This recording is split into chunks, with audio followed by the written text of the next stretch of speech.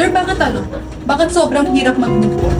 Because of too much emotional attachment.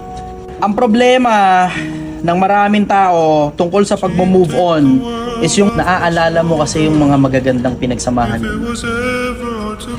Tapos nakakalimutan mo na yung sarili mo. And sometimes, you have to consider yourself as well. And sometimes, you have to live outside of his or her life. And sometimes, you have to start your own. Away from him, away from her. And then one day, moving on will come along. Kasi ang ibig sabihin naman ng move on, hindi naman ang ibig sabihin yan kalimutan mo na siya. Ang ibig sabihin ng pag-move on is yung matututo kang lumakad at matututo kang umabante kahit hindi na siya kasama. 'Cause sometimes I look in her eyes.